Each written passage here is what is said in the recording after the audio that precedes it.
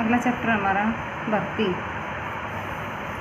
तो भर्ती क्या है, इसका मीनिंग क्या है, इसके स्रोत क्या क्या हैं। भर्ती का अर्थ है, भर्ती का अभिप्राय उस प्रक्रिया से है जिसके अंतर्गत भावी कर्मचारियों के विभिन्न स्रोतों की खोज की जाती है। भावी कर्मचारी मतलब है भविष्य में हमारे होने वाले कर्मचारी, और उन्हें संस्था में नियुक्ति प्राप्त करने हेतु आवेदन करने के लिए प्रोत्साहित किया जाता है। भर्ती का अभिप्राय संगठन में स्थापित विभिन्न पदों को भरने के लिए, जो पद हमने संगठन में स्थापित किए हैं उनको भरने के लिए लोगों को उपलब्ध कराना है।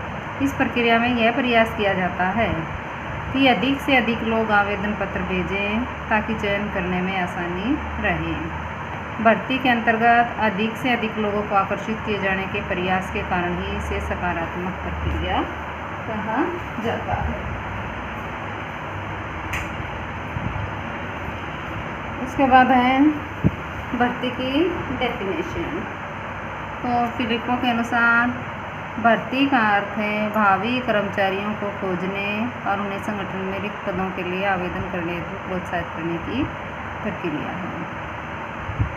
और मैकफार्लैंड के अनुसार यह संभावित कर्मचारियों को कंपनी की ओर आकर्षित करने की प्रक्रिया है। अब है कर्मचारी भर्ती प्रक्रिया।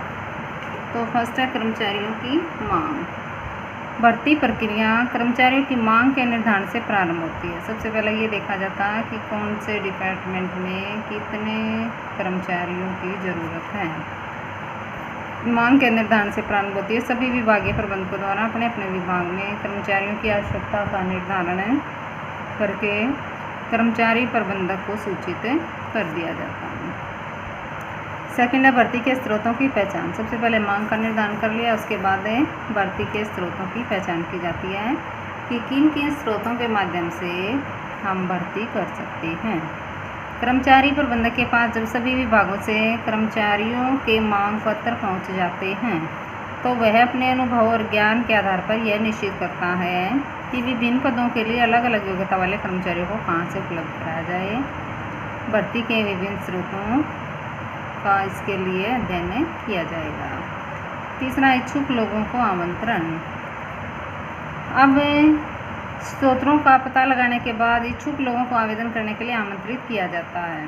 इसके लिए कर्मचारी प्रबंधक एक विस्तृत सूचना तैयार करता है जिसमें इस प्रकार विवरण दिया जाता है। रिक्त स्थानों की संख्या की कितने वैकेंसी है, कार्य की प्रकृति, किस प्रकार का कार्य करना, अपेक्षित योग्यताएं, कितनी योग्यता के व्यक्तियों की ज़रूरत है, अनुभव उनका क्या क्या एक्सपीरियंस होना चाहिए, परिश्रम में कितना होगा, नौकरी की शर्तें, आवेदन प्राप्त करने की अंतिम तिथि और चयन प्रणाली का संक्षिप्त विवरण। सूचना आकर्षक और सरल भाषा में तैयार की जानी चाहिए ताकि अधिक से अधिक आवेदन पत्र प्राप्त हों। उसके बाद है योग्य आवेदकों की सूची तैयार करना। आवेदन प्राप्त हो जाने पर उनकी जांच की जाती है। जब एप्लीकेशन आ जाती है तो उनकी जांच की जाती है। जांच के दौरान आवेदन पत्रों को दो भागों में बांट दिया जाता है। एक वे जो सभी वांछित योग्यताएं रखते हों और दूसरे वे जिनमें वांछित योग्यताएं नहीं हैं। वांछित योग्यताएं रखने वाले आवेदकों को एक सूची बना दी जाती है और इन्हीं आवेदकों को चयन प्रक्रिया में शामिल किया जाता है। ठीक है, अब है कर्मचारी भर्ती के स्रोत कि कौन कौन से स्रोत हैं, कौन कौन से सोर्सेज हैं। तो कर्मचारी भर्ती प्रक्रिया का दूसरा चरण भर्ती स्रोतों की पहचान करना एक अत्यंत महत्वपूर्ण कार्य है। इसी पर संपूर्ण भर्ती प्रक्रिया की सफलता निर्भर करती है, क्योंकि यदि प्रबंधक स्रोतों की सही पहचान नहीं कर पाएगा तो योग्य कर्मचारी उपलब्ध नहीं होंगे, जिससे संस्था के उद्देश्यों को प्राप्त करने में कठिनाई होगी। व्यावसायिक संस्थाओं में कर्मचारियों को प्राप्त करने के लिए दो प्रकार के स्रोतों का उपयोग किया जाता है। आंतरिक स्रोत इंटरनल सोर्सेज और बाह्य स्रोत एक्सटर्नल सोर्सेज। तो सबसे पहले है आंतरिक स्रोत। तो आंतरिक स्रोतों में खाली पदों को संस्था के अंदर उपलब्ध कर्मचारियों में से ही भरा जाता है। जब भी कोई वैकेंट सीट होती है उसको संस्था में जो पहले से कर्मचारी काम कर रहे होते हैं वहीं से भरा जाता है। इसमें निम्न को शामिल किया जाता है: स्थानांतरण, ट्रांसफ़र, पदोन्नति, प्रमोशन और अस्थायी अलगाव, लेआउट। तो फर्स्ट है स्थानांतरण। तो स्थानांतरण में क्या होता है, जो संस्था का एक ब्रांच जहाँ पे आवश्यकता से अधिक कर्मचारी हैं उनको दूसरी ब्रांच जहाँ पर कर्मचारियों की आवश्यकता है वहाँ पर ट्रांसफ़र कर दिया जाता है। इसका अभिप्राय कर्मचारी को एक विभाग से दूसरे विभाग या एक शाखा से दूसरी शाखा में पहले जैसे पद पर स्थानांतरित करने से है। प्रायः स्थानांतरण विधि का उपयोग तब किया जाता है जब किसी एक विभाग में कर्मचारी आवश्यकता से अधिक हों तथा किसी दूसरे विभाग में उसी प्रकार के कर्मचारियों की आवश्यकता हो। सेकेंड है पदोन्नति। पदोन्नति वह प्रक्रिया है जिसके अंतर्गत निचले पद पर कार्य कर रहे किसी कर्मचारी को उच्च पद पर नियुक्त कर दिया जाता है, जहाँ उसके दायित्व बढ़ते हैं, पद बड़ा हो जाता है और वेतन बढ़ता है। ठीक है, प्रमोशन उसको नीचे पद से ऊंचे पद पर भेज देना क्या कहलाता, पदोन्नति कहलाता। और किसी अकुशल कर्मचारी को निम्न पद पर भेजकर भी पद को भरा जा सकता है, इसे पद अवनति, डिमोशन द्वारा भर्ती कहते हैं। ठीक है, प्रमोशन का उल्टा है डिमोशन। अस्थायी अलगाव। अस्थायी अलगाव में क्या होता है, जब भी संस्था में काम कम होता है तो जो आवश्यकता से अधिक कर्मचारी हैं उनको छंटनी कर दी जाती है और उस छंटनी के समय उन कर्मचारियों को ये विश्वास दिलाया जाता है कि भविष्य में जब भी काम होगा उनको सबसे पहले बुलाया जाएगा, तो उसको बोलते हैं अस्थायी अलगाव। इसका अर्थ नियोक्ता के प्रयास से कर्मचारियों को नियोक्ता से कुछ समय के लिए दूर करना है। अस्थायी अलगाव का कारण प्राय काम की कमी होता है। नियोक्ता और कर्मचारी के मध्य इस बात की पूर्ण सहमति होती है कि जब भी काम उपलब्ध होगा इसी कर्मचारी को प्राथमिकता दी जाएगी। इस प्रकार हटाए गए कर्मचारियों को पुनः नियुक्त करके भर्ती की जा सकती है। ठीक है, तो आंतरिक स्रोत में ये तीन ही आएंगे, क्या क्या, ट्रांसफ़र, प्रमोशन और लेआउट से। अब आंतरिक भर्ती के लाभ और सीमाएं। तो आंतरिक भर्ती के लाभ, भर्ती के आंतरिक स्रोत के निम्नलिखित लाभ हैं। फर्स्ट है विप्रेरणा में वृद्धि। तो अभिप्रेरणा में वृद्धि कैसे होगी, जब कर्मचारियों को ये पता है कि उनकी प्रमोशन हो सकती है अगर वो अच्छा काम करेंगे तो वो क्या करेंगे, मन लगाकर काम करेंगे, वो संस्था को अपना समझेंगे। सभी आंतरिक स्रोतों और विशेषकर पदोन्नति द्वारा भर्ती किए जाने पर कर्मचारियों की अभिप्रेरणा में वृद्धि होती है। यदि उन्हें पहले से ही मालूम हो कि उनकी पदोन्नति हो सकती है तो उच्च पद पर भी नियुक्ति होने की इच्छा उनके मनोबल में वृद्धि करेगी और वे अपने कार्य को अत्यधिक कुशलता के साथ करेंगे। सेकंड, औद्योगिक शांति। तो औद्योगिक शांति का मतलब है कि जो मालिकों और कर्मचारियों में झगड़े होते हैं वो नहीं होंगे, क्योंकि उनको पता है कि झगड़ा करने से कुछ नहीं होने वाला, बल्कि वो अच्छा काम करेंगे तो उनको ऊंचे पदों पर उनकी प्रमोशन हो जाएगी, उनकी तनख्वाह बढ़ जाएगी। भर्ती के आंतरिक स्रोत का प्रयोग किए जाने पर पदोन्नति की खुशी में कर्मचारी वर्ग संतुष्ट रहता है, जिससे औद्योगिक शांति स्थापित होती है। पदोन्नति प्रक्रिया नीचे से ऊपर पूरे संगठन में चलती है। इसी विचार से कर्मचारी सीखने और अभ्यास करने पर पूरा जोर लगाते हैं। सरल चयन। संस्था के अंदर काम कर रहे व्यक्तियों के बारे में हर तरह की जानकारी होती है। यही कारण है कि उनका उस पद के लिए चयन करने पर किसी प्रकार का जोखिम नहीं होता, क्योंकि संस्था को पहले से वह कर्मचारी काम कर रहा है उसके बारे में सब कुछ मालूम है। प्रस्तुतिकरण की आवश्यकता नहीं। प्रस्तुतिकरण का अर्थ नए कर्मचारी को उस वातावरण से परिचित करवाना जहाँ से काम करना है। भर्ती के इस स्रोत में कर्मचारियों को ये जानकारी पहले से ही होती है, अतः इस स्रोत में प्रस्तुतिकरण की आवश्यकता नहीं है। अतिरिक्त कर्मचारियों का समायोजन। इसके अंतर्गत एक विभाग के अतिरिक्त कर्मचारियों को कमी वाले विभाग में भेजा जाता है। इस प्रकार स्टाफ की कमी पूरी हो जाती है, जिससे काम में रुकावट नहीं आती। ठीक है, ये हो गया आंतरिक स्रोत के लाभ। अब है इसकी सीमाएं। तो हर एक चीज़ के प्रॉफिट होते हैं तो उसके लॉस भी होते हैं, उसको उसकी सीमाएं कहा जाता है। फर्स्ट, नवयुवक कर्मचारियों के प्रवेश पर रोक है। अब संस्था की ये नीति है कि अंदर से कर्मचारियों के प्रमोशन द्वारा पदों को भरा जाएगा, तो बाहर से नए युवकों के आने की जो संभावना वो कम हो जाएगी। आंतरिक भर्ती प्रणाली का सबसे बड़ा दोष है कि इसको अपनाने से युवा और आधुनिक तकनीकी ज्ञान से परिपूर्ण व्यक्तियों के प्रवेश पर रोक लग जाती है। जिससे पुराने व्यक्ति अपने पुराने विचारों के साथ ही संस्था को चलाते हैं और कोई भी नया विचार विकसित नहीं हो पाता। सेकेंड है कर्मचारियों का सुस्त होना। भर्ती का आंतरिक स्रोत कर्मचारियों में निश्चित पदोन्नति की भावना पैदा करता है। ये भावना उन्हें सुस्त बना देती है और उनके निष्पादन में कमी करती है। तो कर्मचारियों को ये पता है कि प्रमोशन से ही उनकी प्रमोशन अवश्य ही हो रही है, थोड़े दिनों बाद जब ये प्रमोशन होगी तो उनका नंबर है, तो इसलिए वो अधिक कुशलता से काम में नहीं करते। नए संगठनों के लिए उपलब्ध न होना। इस स्रोत से भर्ती केवल पहले से स्थापित संगठनों में संभव है। नए संगठनों को बाह्य स्रोत का प्रयोग करना पड़ता है। इससे ये भी जरूरी नहीं कि पुराने संगठनों की कुल भर्ती आवश्यकता इसी स्रोत से पूरी हो जाए, क्योंकि जो नए संगठन होते हैं उनके पास पहले से कर्मचारी उपलब्ध नहीं होते हैं, इसलिए उनको ये आंतरिक स्रोत नहीं अपना सकते। कर्मचारियों में प्रतियोगिता की भावना को ठेस। प्रतियोगिता की भावना तब उत्पन्न होती है जब अधिक योग्य कर्मचारियों से सामना हो। यह भर्ती विधि योग्य कर्मचारियों के प्रवेश में रुकावट पैदा करती है। अतः कर्मचारियों को प्रतियोगिता का अवसर प्राप्त नहीं होता। उसके बाद अति शीघ्र स्थानांतरण से उत्पादकता पर नकारात्मक प्रभाव पड़ता है। इस भर्ती स्रोत में कई बार कर्मचारियों को जल्दी स्थानांतरित कर दिया जाता है। इससे वे किसी भी काम में कुशल नहीं बनते, जिससे संगठन की उत्पादकता में कमी आती है।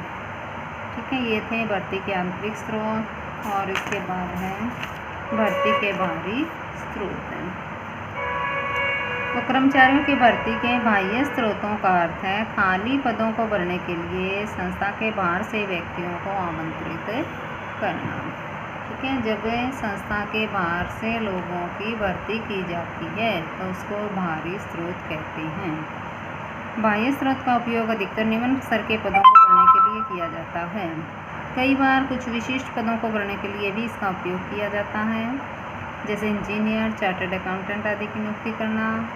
आंतरिक स्रोतों की अपेक्षा बाह्य स्रोत अधिक होते हैं और प्रत्येक नियोक्ता का ये प्रयत्न होता है कि अधिक से अधिक व्यक्तियों के साक्षात्कार के उपरांत उपयुक्त व्यक्ति का चुनाव किया जाए। मतलब सबका ही अधिकतर संस्था का ये होता है कि ज़्यादा से ज़्यादा एप्लीकेशन आए और उस एप्लीकेशन में से फिर जितने उन्होंने भर्ती करनी है वो उनमें से इंटरव्यू द्वारा करें।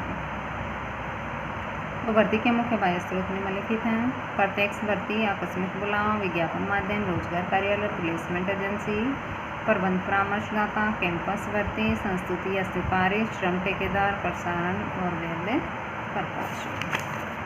ठीक है, तो सबसे पहले देखो क्या है प्रत्यक्ष भर्ती। तो प्रत्यक्ष भर्ती ये जो दैनिक कार्य करने वाले जो कर्मचारी होते हैं उनके लिए होती हैं। कभी कभी संस्थाएं रिक्त पदों की सूचनाएं महत्वपूर्ण स्थानों पर लगे सूचना पत्रों पर चिपका देती हैं। ये सूचनाएं प्रायः वर्कशॉप, ऑफिस या कारखाने के गेट पर प्रदर्शित की जाती हैं।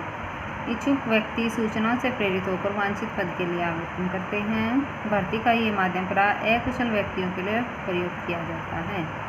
इन्हें आकस्मिक या बदली श्रमिक कहते हैं। इन्हें पारिश्रमिक दैनिक मजदूरी भर्ती से किया जाता है। इस विधि में विज्ञापन की आवश्यकता नहीं है, इसलिए यह सस्ती भर्ती है। जैसा कि आपने देखा होगा, आप यहाँ इंडस्ट्रियल एरिया में से गुजरते होंगे तब देखा भी होगा कि जो फैक्ट्री है उनके बाहर ये लगा होता की आवश्यकता है हेल्पर की, ड्राइवर की। तो इस तरह ये जो संस्थाएं हैं ये प्रत्यक्ष भर्ती के माध्यम से मैन पावर का अरेंज करती हैं। सेकेंड है आकस्मिक बुलावा। अनेक अच्छी संस्थाओं को समय समय पर योग्य और प्रतिभाशाली व्यक्ति आवेदन इस विचार से भेजते रहते हैं कि आवश्यकता पड़ने पर उन्हें नियुक्ति का अवसर दिया जाएगा। संस्था इन व्यक्तियों की इंतजार सूची तैयार करती रहती है और जैसे कोई पद रिक्त होता है तो इनमें से योग्य व्यक्तियों को बुला लिया जाता है। इस भर्ती में विज्ञापन की आवश्यकता नहीं है, इसलिए यह सस्ती भर्ती है। उसके बाद है विज्ञापन माध्यम। तो विज्ञापन संस्था के बाहर से कर्मचारियों को खोजने का एक प्रभावपूर्ण तरीका है। इसके द्वारा उच्च स्तर और मध्य स्तर के पदों के लिए बड़ी मात्रा में लोगों को संस्था की ओर आकर्षित किया जाता है। विज्ञापन समाचार पत्र, रोजगार समाचार, टेलीविज़न, पत्रिका आदि की सहायता से किया जाता है। विज्ञापन में रिक्त स्थानों की संख्या, कार्य की प्रकृति, वांछित योग्यताएं, पारिश्रमिक आदि के बारे में जानकारी दी जाती है। इससे संस्था के चयन का क्षेत्र बढ़ जाता है, जिससे अच्छे कर्मचारियों की नियुक्ति संभव होती है। इस पद्धति में कभी कभी अयोग्य आवेदकों की संख्या प्रार्थना पत्र आ जाने से समय और धन की बर्बादी होती है। फिर रोजगार कार्यालय एम्प्लॉयमेंट एक्सचेंज। प्राय प्रत्येक जिले में सरकार द्वारा रोजगार कार्यालय खोले जाते हैं जहां पर नौकरी के इच्छुक व्यक्तियों के नाम में दर्ज होते हैं। इस प्रणाली में प्रबंधक अपने रिक्त पदों की सूचना रोजगार कार्यालय में भेज देता है। इसके बाद जो रोजगार अधिकारी होता है वो अपने कार्यालय में दर्ज व्यक्तियों में से वांछित योग्यता वाले प्रार्थियों के नाम संस्था को भेज देते हैं। संस्था का प्रबंधक उन व्यक्तियों को आमंत्रित करता है और अपनी ज़रूरत के अनुसार उनमें से चयन कर लेता है। तो भर्ती की ये प्रणाली प्राय टाइपिस्ट, क्लर्क, चपरासी आदि का चयन करने के लिए प्रयोग में लाई जाती है।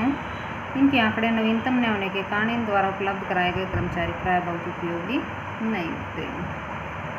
उसके बाद प्लेसमेंट एजेंसी। तो प्लेसमेंट एजेंसी आजकल प्लेसमेंट एजेंसी भी कर्मचारी भर्ती के अच्छे बाहरी स्रोत के रूप में उभर रही हैं। ये निजी लोगों द्वारा स्थापित की जाती है। इच्छुक व्यक्ति इनके पास अपना नाम दर्ज करवा लेते हैं। इनके पास प्राय उच्च स्तर और मध्य स्तर पर नियुक्ति प्राप्त करने के इच्छुक लोगों के नाम दर्ज होते हैं। संस्था के आग्रह करने पर यह संस्था की ओर से भर्ती और चयन का पूरा कार्य करती हैं। इस सेवा के लिए ये संस्था से कुछ फीस लेती है। ये राष्ट्र स्तर पर कर्मचारियों की मांग और पूर्ति में संतुलन स्थापित करने में सहायक है। उसके बाद है प्रबंध परामर्शदाता। तो आजकल बाजार में प्रबंध परामर्शदाता फर्में मतलब कंसल्टेंट फर्म्स और हेड हंटर्स उपलब्ध हैं। ये फर्में प्रबंधकीय स्टाफ की भर्ती की विशेषज्ञ होती हैं। किसी संगठन में यदि कोई प्रबंधकीय पद रिक्त है तो उसे भरने के लिए इनकी मदद ली जा सकती है। ये पहले से ही प्रबंधकीय स्तर के लोगों के संपर्क में रहती हैं और किसी संगठन द्वारा प्रबंधकों की मांग करने पर उन्हें संगठन के समक्ष प्रस्तुत कर देती हैं। इस सेवा के बदले में फर्में कमीशन या फीस वसूल करती हैं। ये फर्में इच्छुक संगठनों की ओर से कर्मचारी भर्ती के लिए विज्ञापन का काम भी करती हैं। उसके बाद है कैंपस रिक्रूटमेंट, कैंपस भर्ती। तो ये कॉलेजों में, यूनिवर्सिटी में इसका प्रयोग होता है, टेक्निकल इंस्टीट्यूट में। कैंपस भर्ती का शिक्षण संस्था के अंदर से भर्ती करने से है। अनेक बड़ी संस्थाएं युवा और प्रतिभाशाली व्यक्तियों को प्राप्त करने के इरादे से शिक्षण संस्थाओं के संपर्क में रहती हैं, जहां से ऐसे व्यक्तियों को प्राप्त किया जाता है जिनमें college, university, management institute, technical institute आदि को शामिल किया जाता है। पर इन संस्था में अपने युवा विद्यार्थियों को नौकरी उपलब्ध कराने के उद्देश्य से एक प्लेसमेंट सेल भी स्थापित किया जाता है। कंपनी का जो HR है वो इन संस्थाओं के प्लेसमेंट सेल से संपर्क करके इच्छानुसार व्यक्तियों को प्राप्त कर सकता है। फिर संस्तुति या सिफारिश, रिकमेंडेशन। तो संस्था में अच्छे श्रम प्रबंध स्थापित करने के उद्देश्य से प्रबंधक कभी कभी वर्तमान कर्मचारियों की सिफारिशों से भी करते हैं भर्ती। इससे पुराने कर्मचारियों को प्रोत्साहन मिलता है और नए कर्मचारियों का पूरा नियंत्रण रहता है। इस स्रोत का प्रयोग प्राय निम्न स्तरीय कर्मचारियों की नियुक्ति के लिए किया जाता है। श्रम और ठेकेदार। ठेकेदार श्रमिकों और प्रबंधकों के बीच की कड़ी के रूप में होते हैं। एक और वे श्रमिकों के संपर्क में रहते हैं, दूसरे ओर प्रबंधकों के। जैसे ही प्रबंधक श्रमिकों की मांग करते हैं, ठेकेदार तुरंत उनकी पूर्ति उपलब्ध करा देते हैं। कर्मचारी भर्ती की ये पद्धति सड़क निर्माण, भवन निर्माण और बागान उद्योगों में अधिक लोकप्रिय है। फिर है प्रसारण। तो आजकल बड़े संगठन टेलीविज़न पर खाली पदों के प्रसारण को प्राथमिकता दे रहे हैं। प्रसारण के दौरान खाली पद, वांछित योग्यता, एक्सपीरियंस, संभावित पारिश्रमिक, कंपनी की विशेषताओं आदि की जानकारी दी जाती है। और लास्ट है वेब पब्लिशिंग। तो आजकल इंटरनेट भर्ती का एक महत्वपूर्ण माध्यम बन गया है। इंटरनेट पर भर्ती के लिए विशेष वेबसाइट बनाई गई हैं। इन प्रार्थियों को जानकारी प्राप्त होती है कि किस कंपनी को किस योग्यता के व्यक्ति चाहिए। वांछित योग्यता रखने वाले व्यक्ति कंपनी से संपर्क करके नियुक्ति पा सकते हैं। और जैसे www.naukri.com, www.jobstreet.com, www.clickjob.com भर्ती के उद्देश्य से बनाई गई मुख्य वेबसाइट है। अब है बाह्य भर्ती के लाभ और सीमाएं। तो जैसे हमने आंतरिक स्रोत के लाभ पढ़े और उसकी सीमाएं पढ़ी, उसी तरह बाह्य के भी होंगे। तो फर्स्ट है लाभ, योग्य कर्मचारी। भर्ती के बाह्य स्रोत से संगठन में के बाहर उपलब्ध योग्य लोगों को संगठन में प्रवेश का अवसर प्राप्त होता है। इससे संगठन और आवेदक दोनों को लाभ प्राप्त होता है। विस्तृत चयन। तो विस्तृत चयन कैसे होगा? ज़्यादा एप्लीकेशन में से थोड़े व्यक्तियों का चुनाव करेंगे तो विस्तृत चयन होगा। भर्ती के बाह्य स्रोत का उपयोग करने पर आवेदकों की संख्या बढ़ जाने के कारण चयन का क्षेत्र विस्तृत हो जाता है। प्रबंधक सभी आवेदकों की योग्यता की जांच करके अच्छे से अच्छे व्यक्ति को नियुक्त कर सकता है। नवीन गुण, संस्था के बाहर से भर्ती करने पर नए नए व्यक्ति नए और आधुनिक विचारों के साथ संस्था में प्रवेश करके संस्था को लाभ पहुंचाते हैं, क्योंकि नए व्यक्ति जो आएंगे वो नए ज्ञान के साथ आएंगे। प्रतियोगी भावना, वर्तमान कर्मचारियों में बाह्य कर्मचारियों के प्रवेश से प्रतियोगिता की भावना पैदा होती है, जिससे अच्छा उत्पादन करने लगते हैं। और पक्षपात की कम संभावना, बाहर से भर्ती करने पर प्राय सभी आवेदक प्रबंधक के निर्णय होते हैं और किसी तरह के पक्षपात की संभावना नहीं होती। उसके बाद है सीमाएं, वर्तमान स्टाफ में असंतुष्टि। तो अब देखो बाहरी भर्ती से क्या होगा, जो वर्तमान स्टाफ है वो मालिकों से असंतुष्ट रहेगा। बाह्य भर्ती प्रणाली को अपनाने से वर्तमान कर्मचारियों की पदोन्नति के अवसर समाप्त हो जाते हैं। पदोन्नति की उम्मीद न रहने के कारण कर्मचारियों के मनोबल में कमी आती है और वे पूरे निष्ठा और लगन से काम नहीं करते हैं। उसके बाद है लंबी प्रक्रिया। तो बाह्य स्रोत से भर्ती के अंतर्गत पदों के विज्ञापन, आवेदन पत्रों की इंतजार आदि में बहुत समय लगता है, अतः लंबी प्रक्रिया होने के कारण कई बार इसे उपयोगी नहीं माना जाता। और महंगी प्रक्रिया, बाह्य स्रोत में विज्ञापन, लंबी चयन प्रक्रिया और चयन के बाद प्रशिक्षण आदि के रूप में अनेक खर्च करने पड़ते हैं, इस प्रकार यह एक महंगी पद्धति है। गलत चयन की संभावना, भारी लोगों के बारे में पूरी जानकारी न होने के कारण गलत चयन की संभावना बनी रहती है। यदि एक भी गलत चयन हो जाए तो संस्था को बहुत महंगा पड़ता है। और श्रम परिवर्तन दर में वृद्धि, जब कर्मचारी को ये जानकारी हो कि उन्हें संस्था में ऊंचे पदों पर नियुक्त नहीं किया जा सकता, तो जैसे ही उन्हें कोई अवसर मिलता है वे संस्था को छोड़कर चले जाएंगे, जिससे श्रम परिवर्तन दर में वृद्धि होती है और संस्था की साख में कमी आती है। फलस्वरूप अच्छे व्यक्ति संस्था की ओर आकर्षित होते हैं। ठीक है, तो ये था भर्ती के स्रोत, आंतरिक स्रोत और बाहरी स्रोत। आंतरिक स्रोत कौन से हैं, बाहरी स्रोत कौन कौन से हैं और उनके अपने लाभ और दोष। ठीक है।